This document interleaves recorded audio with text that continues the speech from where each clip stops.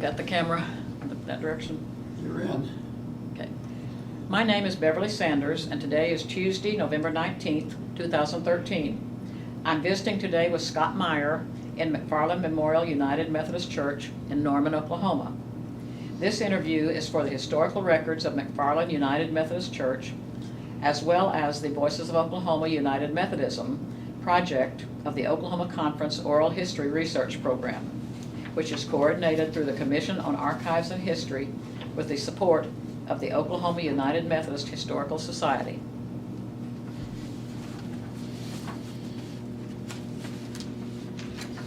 Scott, we know that you have been here at McFarlin for some time, and we appreciate the great success that you have had with our youth here in the church, and appreciate your taking time out to spend some time while with us today talking about some of the events of your ministry here. And would you just please introduce yourself and tell us a little something about your association with McFarlin? Mm-hmm. Sure. My name is Scott Meier, and I am the Director of High School Student Ministries at McFarlin in Norman, Oklahoma. I have been here for just over 20 years, starting on August 1st, 1993. In that 20 years, I have worked both with middle school and high school, and then for about the last 10 years have focused just on high school youth. Anything about yourself before you came here? Sure. A little bit about your life? Absolutely. I grew up in... How did you come to be in the student ministries? Yes. I grew up in Oregon and Washington State, and in a little town called Walla Walla, Washington. I went to college at Washington State University, and while I was there, I worked part-time at United Methodist Church in Pullman, called Simpson United Methodist Church. From Pullman, I went to studied marketing in Pullman, or at Washington State, and then moved on to just a little town north of Seattle called Stanwood, where I worked at the Methodist Church in Stanwood, Washington, and then was there for 4 years until I just felt the call to find a new place to be in youth ministry, and that's how I found my way to McFarlin in Norman. Really, my call to youth ministry probably started when I was in high school.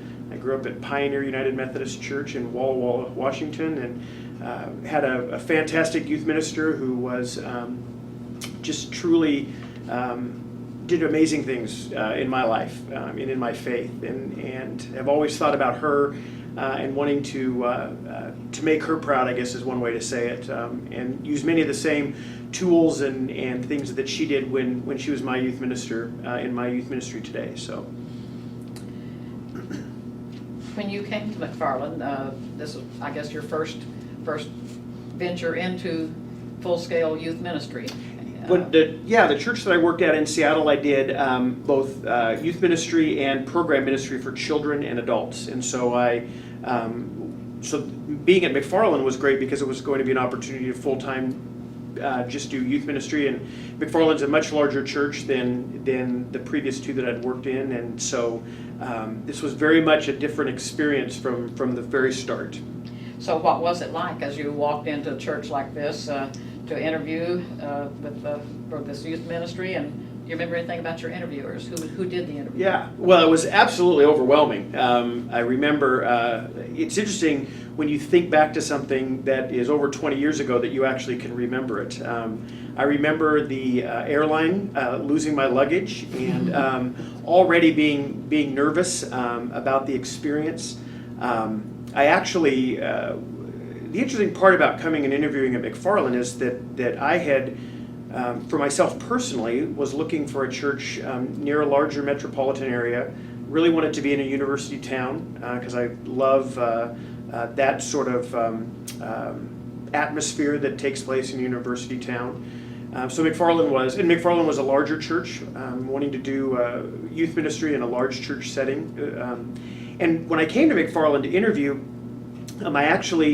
this wasn't even really on my radar. There were a couple of other churches and other locations that I really thought I wanted to work at, and so I don't know that I should necessarily reveal this for something that's going to be in recorded history, but I really came to McFarlin interview to practice for what I thought was going to be some other interviews. But I was taken back by so much of the history of McFarlin, the McFarlin family and their dedication, of course, to students. Their primary dedication in the building of the church was to college students, but McFarlin has a great history of ministry to middle school and high school students and children and families. The staff at the time, Phil Fenn, the senior pastor, was one of those individuals, when you're in, even now, when you're in his presence, you feel like you're in the presence of somebody who's not only very smart, but very caring and very supportive.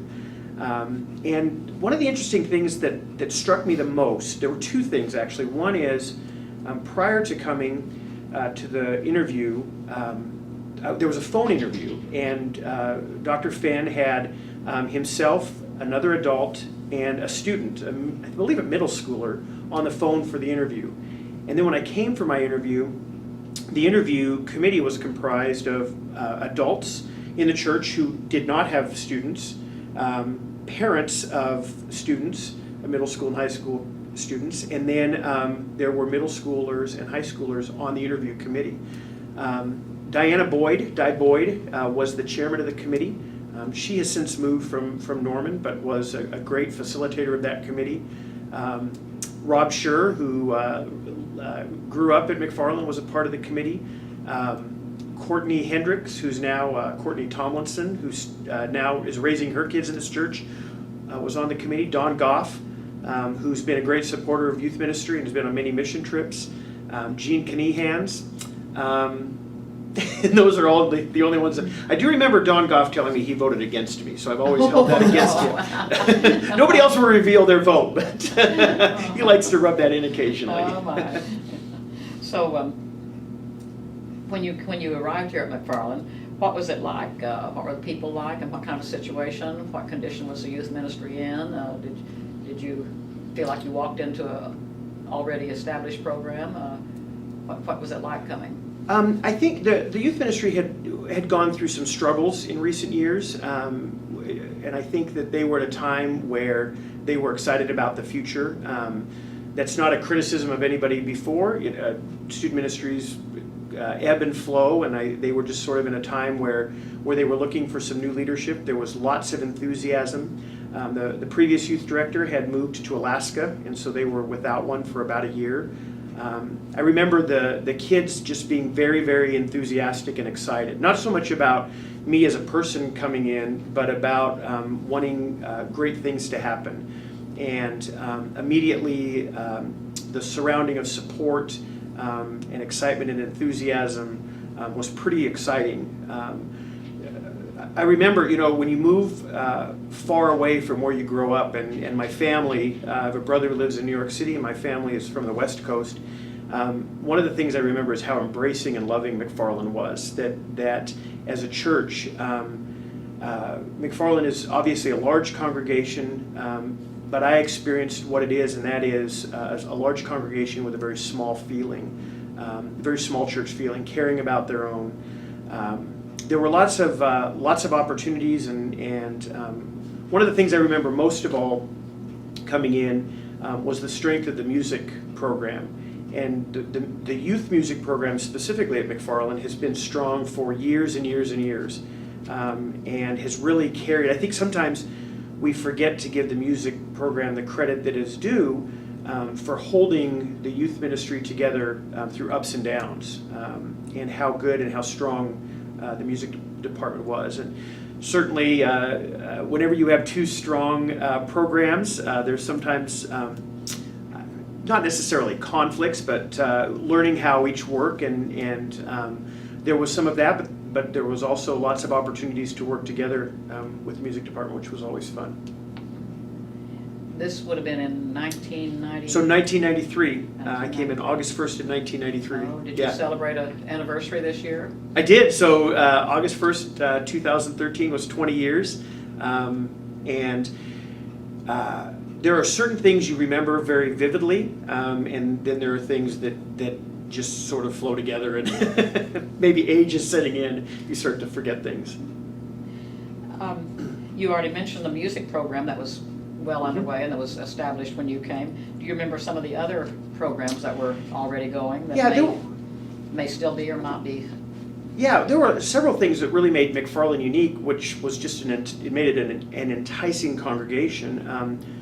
One of the things McFarlin has always had in their youth department is very strong missions and service. And so they had an annual mission trip that we've been able to expand on, but that was very, very important. And then also doing things locally. One of I thought was one of the most unique programs that McFarland had at the time for middle school and high school students was the week at the church. So the kids would live in the building for a week, Monday through Friday.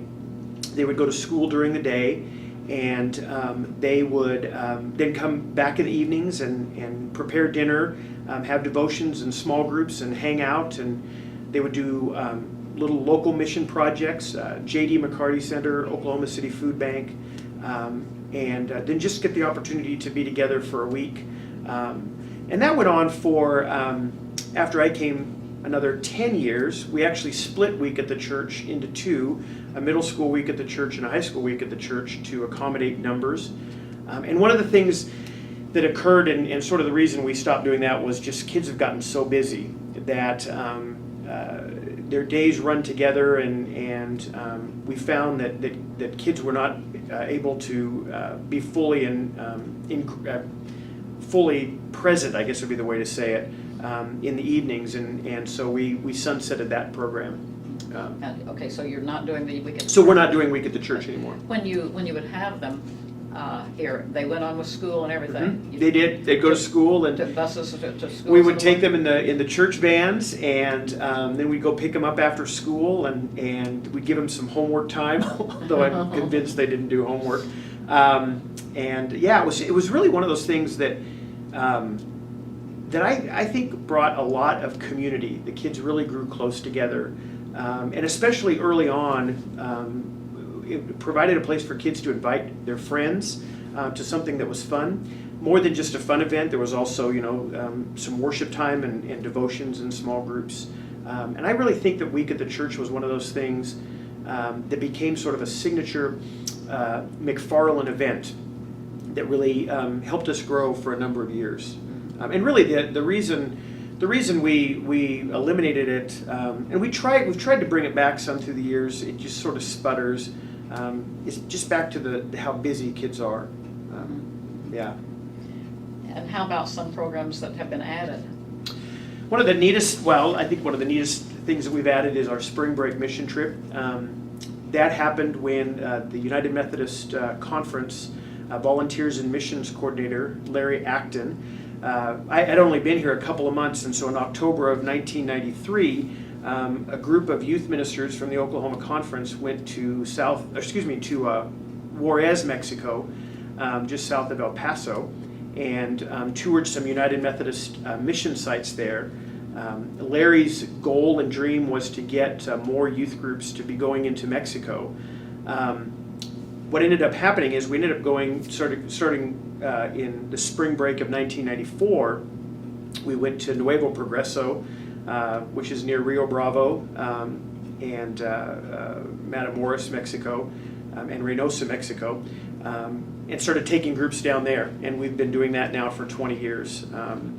We have moved that mission trip from being in Mexico. We now work on the U.S. side of the border in the Rio Grande Valley. But that's been one of the ones that has been just a really successful, and really the entire church has embraced. The other thing that we have done and really worked hard at doing is to encourage kids to be in leadership, and so we've created some leadership opportunities for them, including what we call FISH, which is a high school Bible study on Wednesday nights. It stands for Followers in Service to Him. And when I came to McFarland, we had elected youth council, and we eliminated the election for youth council because we found that it was kind of dividing the youth group, and so we gave kids who wanted to be in leadership the opportunity to do that. In the early days, they met on Friday mornings at 6 o'clock, and with the change in school calendars and the time school starts, we've moved that to Wednesday evenings, and that's always been successful. And then one of the things that has always been a part of McFarland and continues to be is Youth Sunday, which is an opportunity for our kids to lead worship. A church the size of McFarland, many churches the size of McFarland don't have Youth Sundays, so it's a great honor that McFarlin continues to do that. Confirmation, which we've seen hundreds of kids come through confirmation through the years.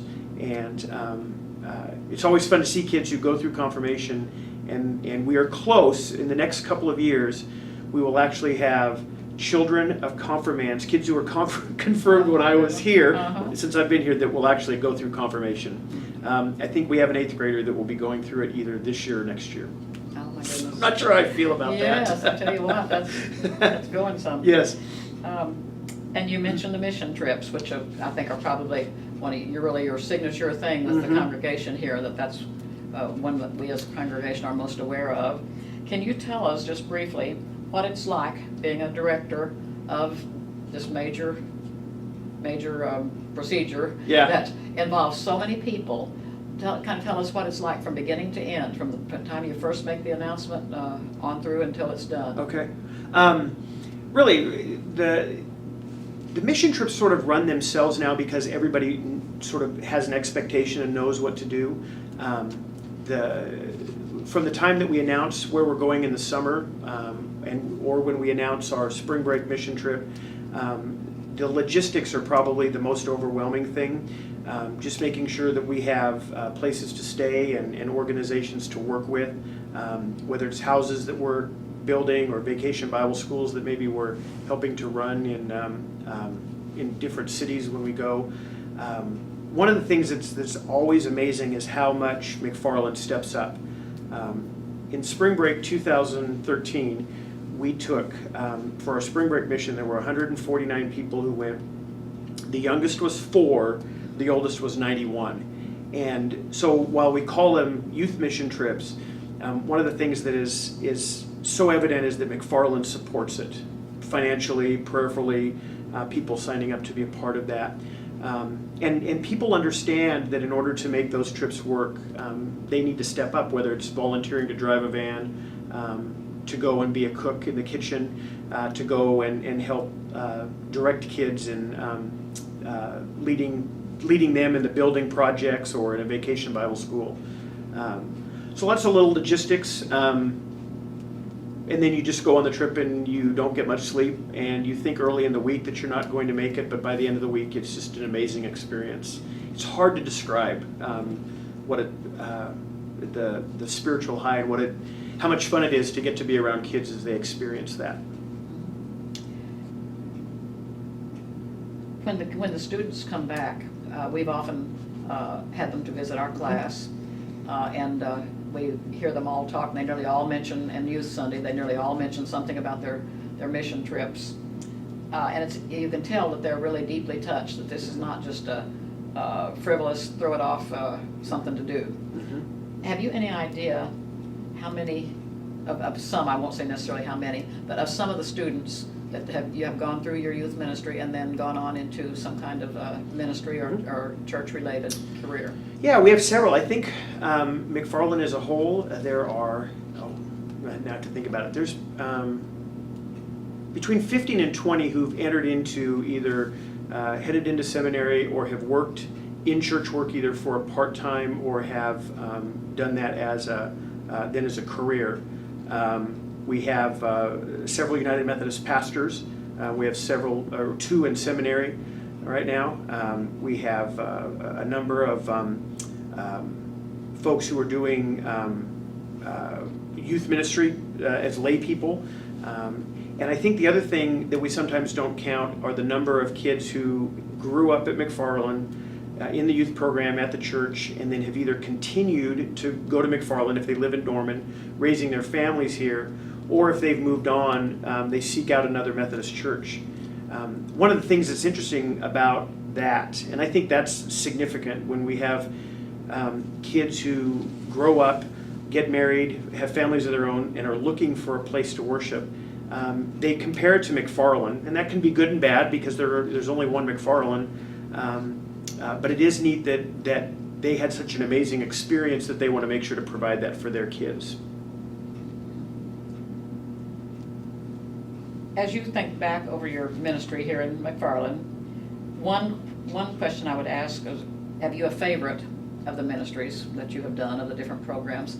And second, do you simply have some stories of your experiences that you'd like to tell us? Yeah, let's see. I think spring break is probably my favorite. Spring break is probably my favorite for a couple of reasons. One is when I was in high school, a transforming event for me was a mission trip to Mexico. And so, as I've shared with youth at McFarlin, the opportunity to sort of go full circle, to provide for kids an opportunity to grow in their faith in a way that I grew in my faith. I understand what it does, and when they're talking about it, and even when they can't verbalize what they're experiencing, I feel like I kind of understand that. And I think the other thing I love about spring break is the way that it brings a variety of ages and really the church together. One of the things that makes McFarlin unique and an amazing church is it's truly intergenerational. That on a Sunday morning, whether you're in the contemporary worship or in the sanctuary worship, you have people of all ages worshiping together. When we have our all-church Thanksgiving meal, when we have Green Grass Festival or whatever all-church event, you will see people of all ages. You see families that are multiple generations living in Norman together who are worshiping here. Parents and grandparents who raised their children and now are seeing their grandchildren being raised in the church. And I think spring break is sort of a microcosm of this bigger thing that goes on at McFarlin. Lots of people involving themselves in a variety of ways. Lots of people of a variety of ages. Stories. I mean, there's a lot of stories. I think personally, I think about there have always been times where in any church, youth ministry can sometimes be viewed as entertainment, and you know we've worked really hard to make sure that people understand that we're not just trying to entertain kids, that we're really trying to change their lives. I remember a ski trip when I'm trying to remember what year this was. This would have been 1996, 97, somewhere in there. We were on our way to Colorado, and the bus broke down in Guyman, Oklahoma. And Guyman had a large number of people who had been moving in to work in the pig farms. And so there was no motels to stay in because people were literally living in the motels. So we stayed in the Methodist church there, had a homeless shelter. We stayed in there one night while they fixed the bus. A spring break story. One year there was a group of kids that were building a house in Mexico.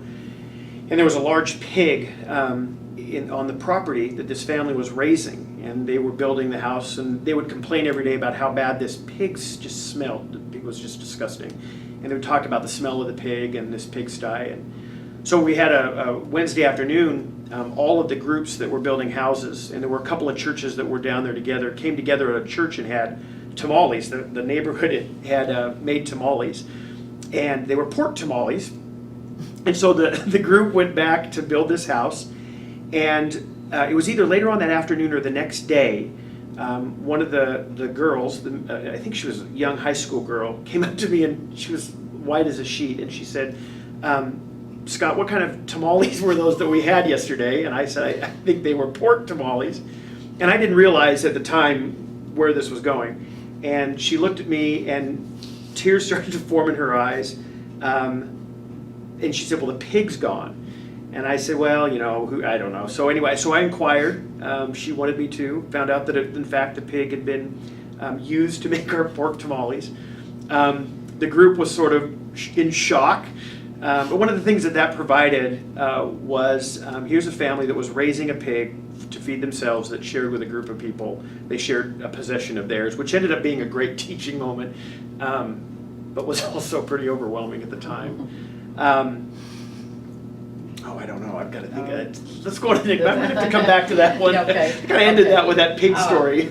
How about some people? Are there some people that stand out in your mind? Either people you've gone to work with on the mission, or people you took, or just simply people that have been involved in the youth program? Yeah, there's McFarlin has amazing church members. I mentioned Don Goff, who's been was on the interview committee, and all that he did and continues to do. He now has grandchildren who are active in the youth program.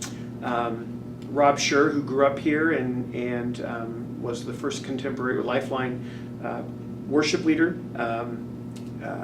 Phil Finn. I remember, the staff that was here when I first came, led by Phil Finn. Kathy Mash was program director. Perry White was music director. Vanita McGorman did children's music and youth music. Gwen Lovell, who was children's director. When I first came, Anona Adair was the Life Ministries person, and Susan Mount was the singles director. Soon after Anona left from Life Ministries, Ellen Davis came in, and then soon after that, Jane Cook, who's still on staff today, followed Ellen Davis. One of the things I remember about the first staff was we were all very highly driven, and I think at the time, to just be honest, I think you might on the outside, and even as an insider, might have thought there was a lot of conflict. But one of the things when I reflect back on it, and I think a lot of it is maturity on my part, both looking at it from a more mature standpoint, but also maybe not being as mature as I could have been at the time, that everybody was really driven to make McFarland successful. And we all worked really, really hard. And when I see people around the church, when I bump into Phil Finn, when I see Perry White around town, when I bump into Kathy Mash on a Sunday morning, you just feel there's a lot of nostalgia about that group of people who I think really propelled McFarland to what they are today in a lot of really amazing ways. And I think it's the staff that I remember. Sharon Ray, who was the church cook for a long time, her chocolate chip cookies were famous, and her rolls, and they were famous because she used real butter and a lot of it. I'm trying. There's just a lot. They start to sort of all blend together. One of the other things too, I think, you start to realize are the number of people who've passed on.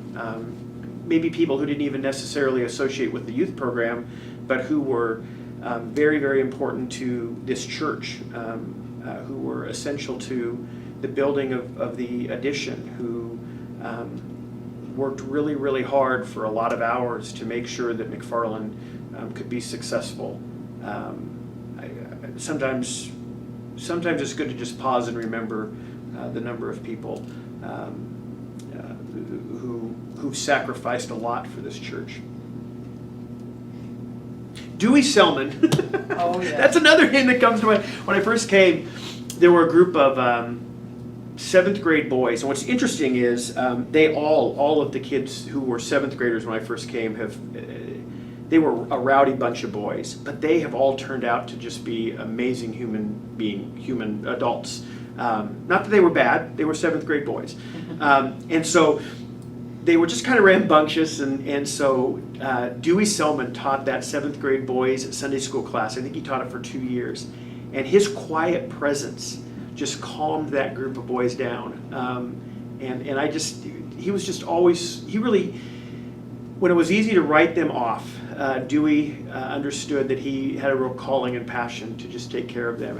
And I just might have had something to do with his size. It had something to do with his size. He was a football player. I mean that very seriously. No, absolutely. When you think of someone his size who has the gentleness and way about him that he does, it's really an impressive. Yeah.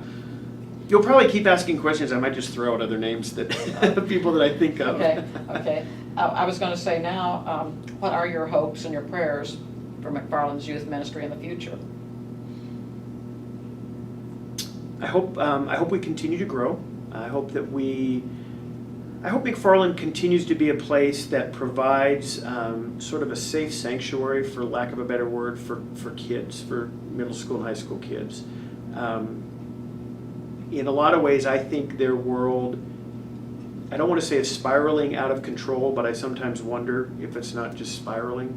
The things that kids face as juniors and seniors, you wouldn't face until college. The pressures of a global world that is ever changing and is full of uncertainties.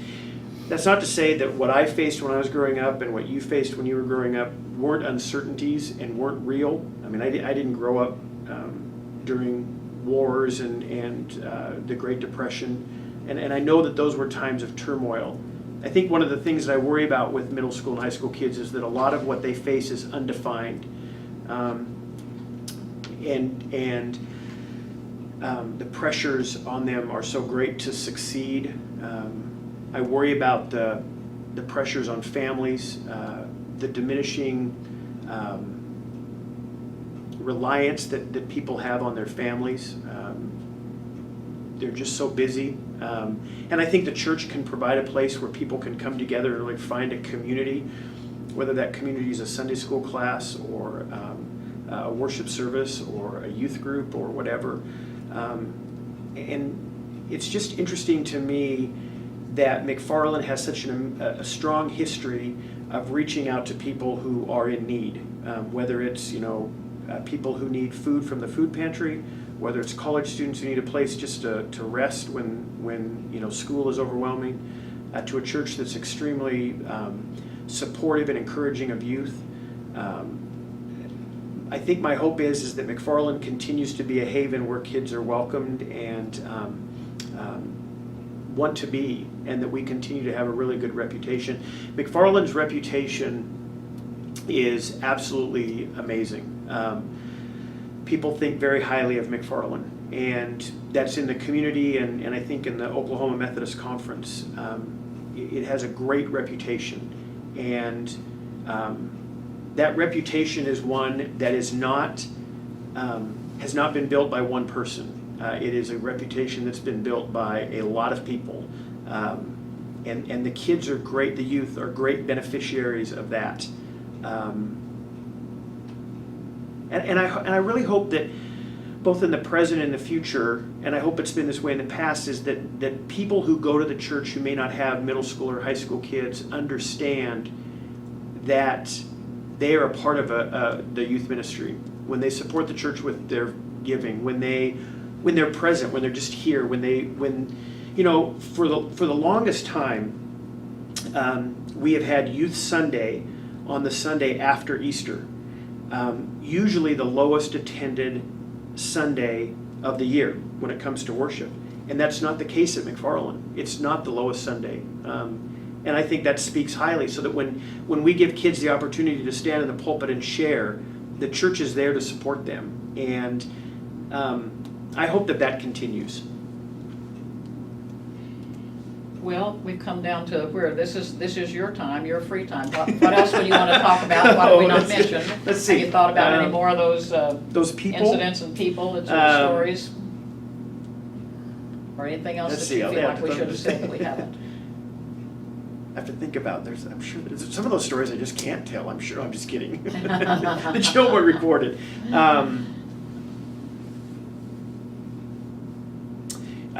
One of the joke around McFarland always used to be, and this is up until literally almost about 10 years ago, is you'd always go somewhere and you'd have a church van breakdown.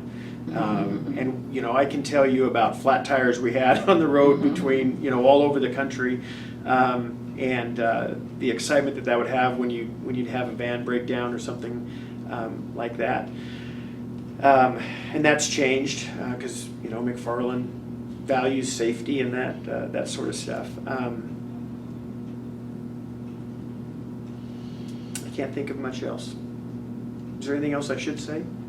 This is going to be edited so we can have this conversation, right? So, do you know anything that we should put in? I was just going to ask, did you go on some of the foreign mission trips? I did, yeah. For the longest time. So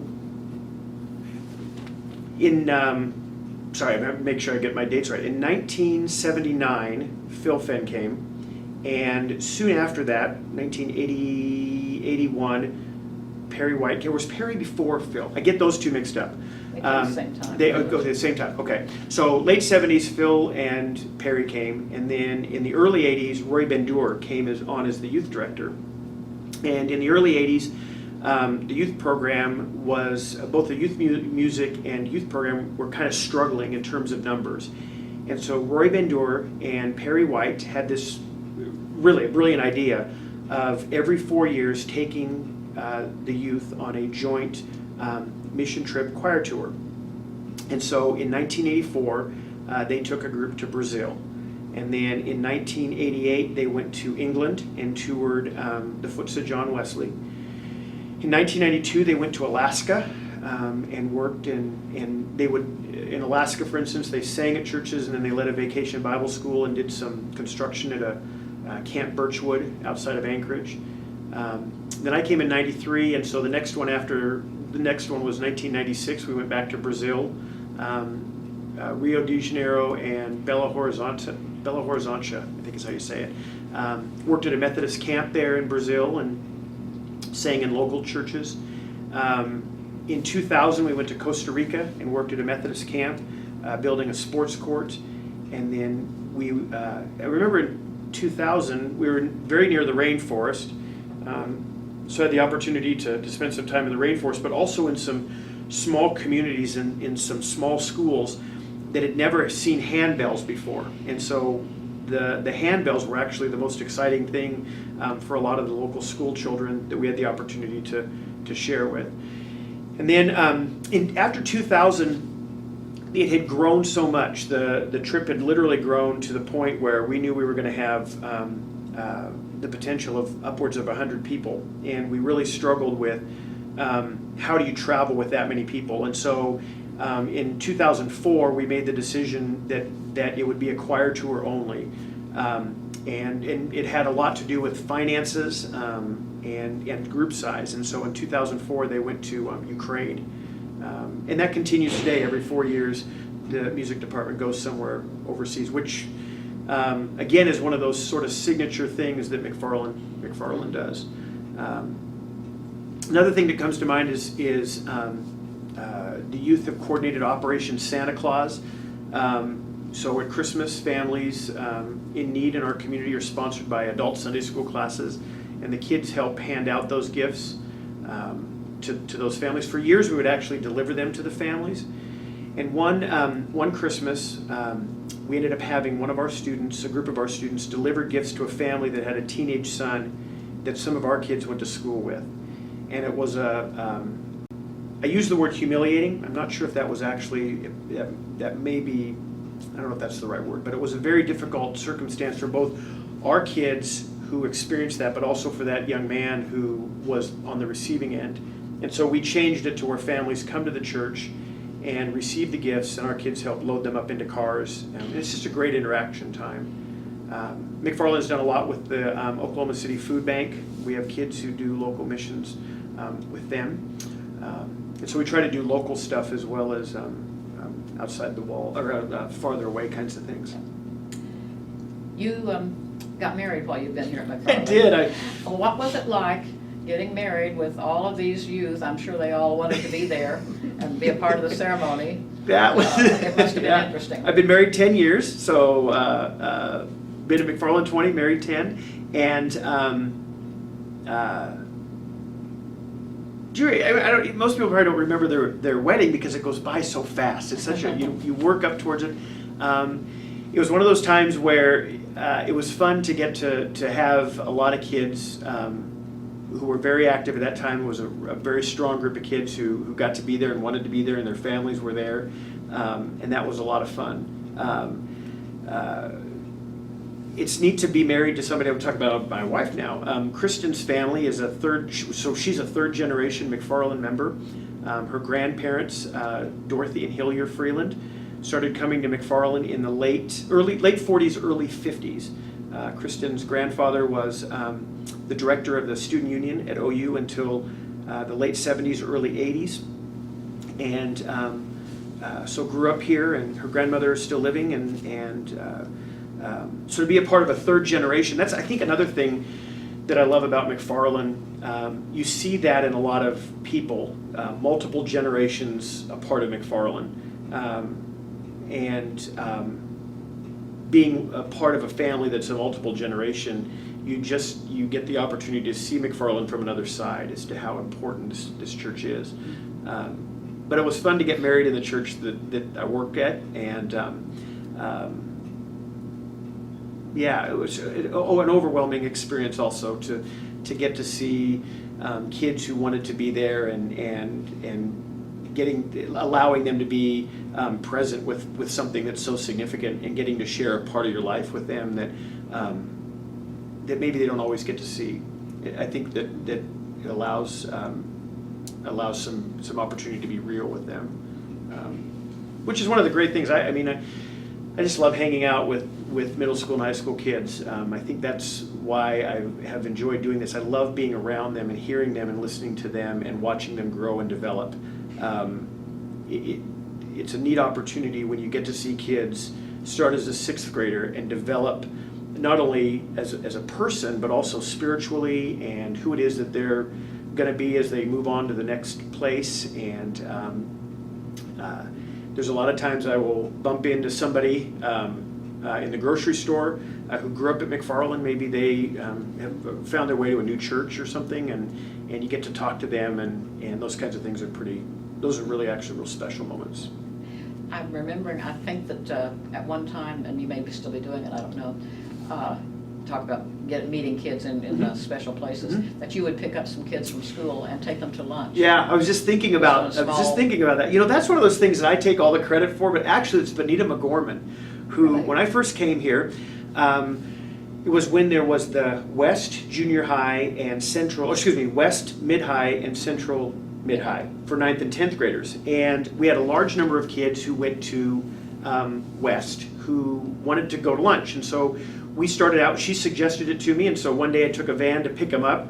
And at the height of that, so that would have been prior to 1999, well, 1990, I guess 1998 is when they went from having mid-highs to the 2 high schools. Anyway, there were days when we would have 60 or 70 kids coming to lunch with us.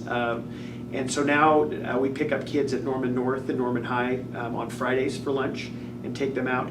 And one of the things that is really neat about that is the number of kids that we have met who maybe didn't have a church home. So it's a non-threatening way to invite somebody. We go out to lunch. Kids get to get off campus. We get to interact with them. But it's one of those things that didn't start out to be what it's turned into be. Yeah. So now how many do you have at a time? Right now we're down a little bit because more and more kids, because when Norman went to 2 high schools, underclassmen, to be honest, would rather ride with their friends than a church van, as cool as we might think that we are. So we usually have between 15, well, at Norman North we usually have about 30 kids for the 2 lunches, and Norman High 10 to 15 kids. Yeah. Where do you go? We usually go to fast food restaurants.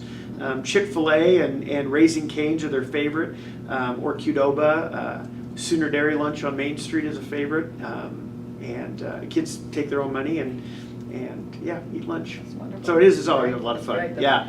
I'll bet there's not very many others around, if any, that have that program. You know what? Way back when, 15 years ago or so, a lot of churches were doing it. I think McFarlin might be one of the only ones that's doing it now. Yeah, yeah. And it's neat that we can do that. That Norman schools have open campuses. And the schools don't object to them. They don't meeting object. with, So somebody yeah. Besides their parents. Exactly. Yeah. They've been really supportive and helpful with us doing that. Yeah. Yeah. Well, that's wonderful. If you don't think of anything else that you need to I say, don't. and Joe doesn't have any more questions, I guess Okay. that we'll sign this off. Yeah. This has been fun. It has been fun for me. I've learned a lot of things I didn't know before. Good. And reinforced some of the things that I did. Thank you. And we appreciate you taking the time to visit with us. Thanks.